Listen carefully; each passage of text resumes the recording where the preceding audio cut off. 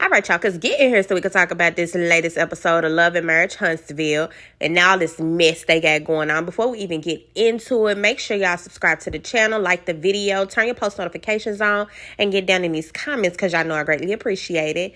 And let's go on ahead and kick it off because we starting to know where we left off. They on the stage at the podcast event with Carlos and Mel, and now they bringing up Sonny and Moses. And now, listen, let me tell you something. I think the biggest issue that people are having with this situation with Sonny and Moses and Destiny is the fact that now, Sonny, that you with the man, you sitting up doing all this talking about Destiny like, oh, Destiny didn't matter. She was a side chick. She was this, she was that. Don't matter. She was openly in a relationship with this man. You were her producer. I don't care how much now you want to try to spin it and say, Destiny never talked to me about this man. She didn't never talk to me about... Carlos put you on blast and said, as a producer, you were assigned talent. And the talent, its job is to basically tell you all their business so that you can effectively produce them. So you knew all that this girl was going through with Moses. So stop sitting up here saying stuff like, at the time, Destiny wasn't even a factor because he was already dating someone else. So when were you a main chick? You been a side chick. Girl, you started off as a side chick. So how you sound coming up, even if it wasn't to Destiny? If you're going to come up and say when you met him, he was dating somebody else, you were still a side chick. I hate when girls do that kind of stuff. It don't make you no better, ma'am, because now you're married to him. When you still came into the situation on shaky ground. Case in point, y'all can't pinpoint down, or y'all both stumbling over yourself when Carlos is asking, okay, when did y'all start talking? When is the time frame between when you and Destiny ended, Moses, and then you started talking to Sonny? This man even at one point hollered him and Destiny never even officially broke up. What? Talking about you ain't no side chick, talking about Destiny was never the main chick. And he just said him and Destiny never even officially broke up.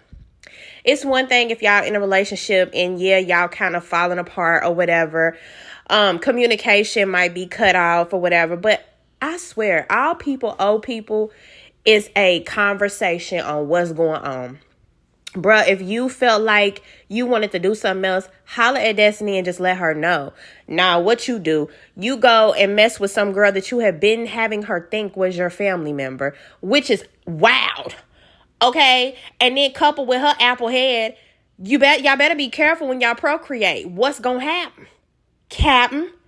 Okay? Because I don't really know if y'all related or not, but I'm gonna tell you. And here's something else. Moses, I don't know what we fighting over. When it comes to this man, I look at him and I get on the spectrum. He was talking in that microphone. It sounded like he was just autistic or something. I don't know what it is. It might just be the countryness. I didn't like the haircut. I didn't like nothing about him. But hey, he must be doing something right. He got y'all in a tizzy, okay? I appreciate Mel because Mel never gave in to no messy stuff. Even though her and Destiny ain't on the best of terms, Mel was just like, look, this don't make no sense. What y'all saying? You and Destiny stopped talking in January. You and her started talking in June or July or whatever. It ain't nothing but a couple months. But regardless of the fact, you were that girl's producer, Sonny, and you did wrong. Even on a business standpoint, like they said, you were around married couples, effectively working with them, and then for you to be able to go behind one of the women backs and sleep with their man or an ex-man after you've been around them, getting the ends on the man, getting everything that's going on in their relationship. That's why you felt so confident sitting up in that confessional saying stuff like, she was falling short and I know how not to neglect my man and this and that and that. And this because you knew what was going on. You're trifling. Okay, your head too big for you to be this trifling. Okay, your hairline too far back on your head for you to be this trifling, Sonny. I don't know. But you know what? As far as I'm concerned, you and Moses are a match made. Maurice and Marsau, they head over to talk to Martel.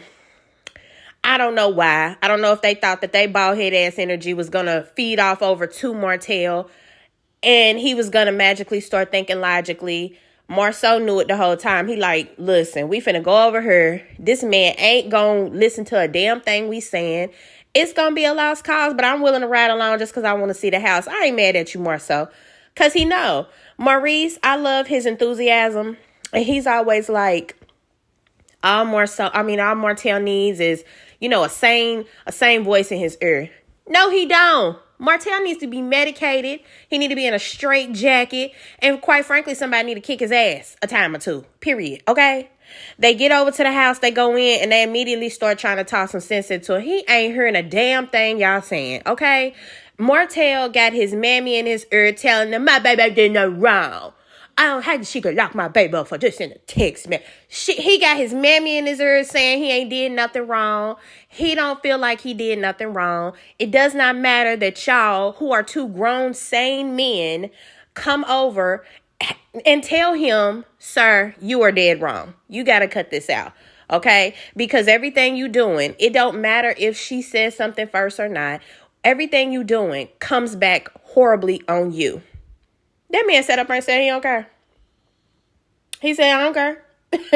I don't care. I'm going to keep doing it. She go low, I'm going to hell. Period. Now you going to jail. That's where you're going, sir. You're going to jail. Again, if you keep playing, for real, you need to listen to y'all. Put your heads together. Them bald ass heads. What is it about them Huntsville men's? Where they hair go? So many of them is bald. Where is they hair at? The ones that do have hair, I don't ever like them. Like, the only man hair on here I like is Stormi husband. He got nice hair. Everybody else bald or they hair just be looking a damn fool. The men. I don't know what's going on. Must be a shortage on barbershops or something. Y'all just slicking it bald at home in the bathroom with a razor. I don't know what's going on. But yeah, y'all, listen. It ain't enough ball power in you, Maurice, or you, Marsau, to get Martel on any stronger footing. That man just a lost cause for real. He's a narcissist. He's crazy. And he, quite frankly, just doesn't think that he's doing anything wrong by harassing Mel. So just let the man keep on harassing Mel. I'm with Marsau on this one.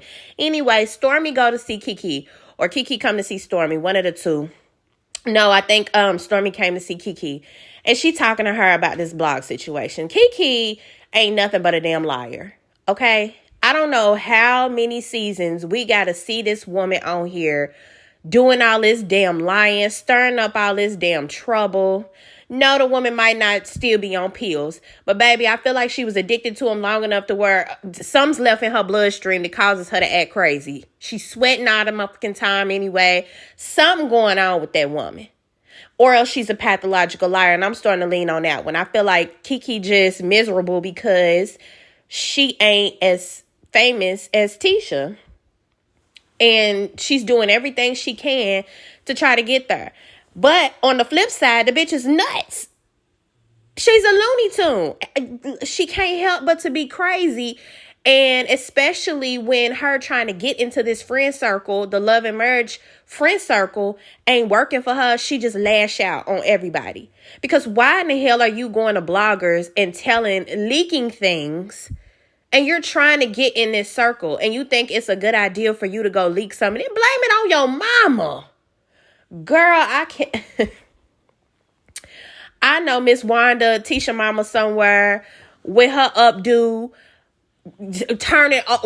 I'm talking about fired up right now because her and Tisha been trying to tell us for seasons that Kiki was like this, and ain't nobody been able to see it because Kiki been trying to play this whole, oh, Tisha be so mean to me. Everybody just trying to pit me and Tisha against each other, and you don't know. No, honey, you're a liar.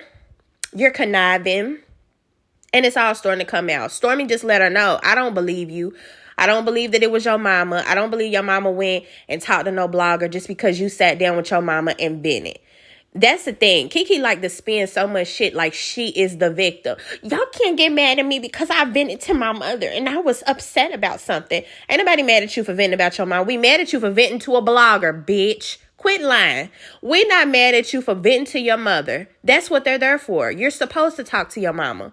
But I want you to bring me the blogger that your mama went and talked to so that they can confirm that it was actually your mama that went and ran and told that scene and not you. You can't do it because it was you. And we're going to find out later why I further think it was her. But Stormi, I'm proud of you because I was getting nervous after the first episode. You keep on wanting to ride for Kiki, and it's okay to keep on wanting to give a person grace. And it's okay to want to keep on, especially when you see that they kind of on the island by themselves. But you got to realize maybe at some point she put herself on that island by herself. Okay? Kiki is not innocent. She really ain't. And it's starting to really come out. And I'm glad you finally starting to open your eyes up and see it.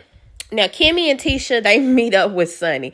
Tisha fired up because she thinks she just come to eat with Kim. Hey, Kimmy, how you doing, girl? She thinks she just coming to see Kimmy, baby. Sunny walk up, her whole face froze because, Tisha, one thing about her, that blind loyalty gonna get her every time. She gonna ride. If you her friend, Tisha gonna ride for you. So I can't really even be mad at her. She didn't want to even sit down and talk to Sunny. You could just tell. She like, girl, why you ain't tell me Sunny was coming? Because Tisha probably wouldn't have showed up. And Kimmy knew you wasn't going to show up if she told you Sunny was coming. So she just kept that little piece to herself. And Tisha didn't hold her tongue at all. Told Sunny straight up, I didn't picture you to be one of them trifling type of chicks. But Sunny said, I'm not trifling. I beg to differ, ma'am. You're a little bit of something. And this is what I'm talking about. You want to make it seem like you don't have any ill feelings towards what you did to Destiny. But I love when Kimmy called when you said, I did have to reach out to Destiny and tell her because I wasn't going to feel right. I wasn't going to be able to sleep at night. Kimmy said, well, why wouldn't you be able to sleep at night if you didn't feel like you doing anything wrong? Because it's something in your stomach, something deep down that's telling you, damn, this is kind of messed up. You damn right. Two things can't exist in the same space. You cannot care about what you did because you went ahead and did it anyway, but you can also still feel bad, and there's nothing wrong with saying, I do feel bad for what I did to Destiny. I've been trying to reach out to her and apologize, but you just coming off on it wrong. You coming out, yes, we did meet because of Destiny. I guess it was our destiny. You coming out trying to be a smart ass. And here's the thing, when the man turn around and leave your big pumpkin head ass for somebody else, then you gonna want sympathy too. Okay, you gonna want somebody that can come around and help pull your wig back around to the front where it go. Just, you know what I'm saying? Like you should have been there for Destiny. Okay, so before y'all go doing all this, he's mine, and that's why you have to put yourself in the other person's shoes, and especially when you was around, especially when you knew what Destiny might have been going through with this man, okay? And Tisha's right as well when she said it's kind of like, it's trifling on another level because you was around all of us and our husbands. And it's kind of like, shit, whose is next? You just never know when it comes to women doing stuff like that. It just leaves a bad taste in everybody's mouth. You can try to talk your way out of it as best as you can and keep saying stuff like, we were made, I couldn't miss out on someone that I was made for. This could be my husband. When he pursued me the first time, I let it go, but I had to be loyal to myself. And keep feeding yourself at. Keep feeding yourself at, because that's really all you doing. Just hope you're not the one sitting around to the table next season trying to get your feelings put back together, your heart pieces put back together because the man done did some foul shit to you. Now, we end up, Kiki visits Mel. Mel in her practicing, doing her little two-step. Kiki walked in and you could just see Mel's face. It just turned up. Just changed. The whole thing. As you can already tell, she finna get off up in Kiki ass, as she should. Kiki come in, and what confuses me is why she got mad with Mel. I feel like this is one of them reasons why Mel is so closed off and why she don't like befriending people for real. Because for Kiki to say that she felt slighted by Mel or she felt like Mel did something to her on the Houston trip is crazy to me. Because what did she do? It must be some unseen footage that we did not see. For one, Mel advocated for you who weren't even invited to contact Miss Nell and see if you could come. She's the one who told you that. When you got there, Mel didn't know that you and Tisha were not on good terms. So when Tisha went and told Nell, hey, I don't want Keke here. Either Keke gotta go or I gotta go. And Nell made the choice as a grown-ass woman, and it was her trip, not Mel's trip. She sent Keke home. Even Mel was like, well, why we gotta send, are we sure we gotta send her home? And Nell's like, yeah, she gotta go. She gotta go. Nell picked Tisha over you. It wasn't Mel. So I don't understand why it is that you got mad or felt any type of way and went to some blogger and started saying that you felt like Mel wasn't being a good friend to you. You know she was going to feel a way about that. And she made you stand in that shit too. Mel also said that she been telling you since day one, when you would get pissed off and you would go secretly start talking to bloggers. That's what lets me know that Keke really did this shit and it didn't come from her mama. It came from her mouth. Because Mel done put it out there that she done already had to tell you before that you need to be careful what you are saying to these bloggers, honey. You be running, you get mad at scenes or you get mad at situations and then you go run and you talk about it to these bloggers. So I know when the shit came out, Mel already knew that you did it, Keke. She already knew. And you should be ashamed because you actually not only lost your biggest ally on the show, hell, your biggest ally was the star of the show.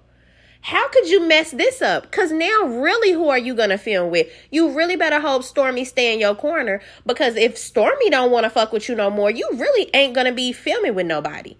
I don't think Kimmy's going to be filming with you after you done went around to her house and acted a fool, tossed water all through her backyard. What? That was your last straw. And you done burnt that bridge up, honey. Because Mel politely sent you on your way. She told you, I don't have room for you in my life any longer. With that smile on. Go ahead, Mel. One thing about Mel y'all ain't gonna take from her is that bitch gonna gracefully clear you, okay? With a smile. You have a good night. I wish you the best, okay? And that high-pitched voice.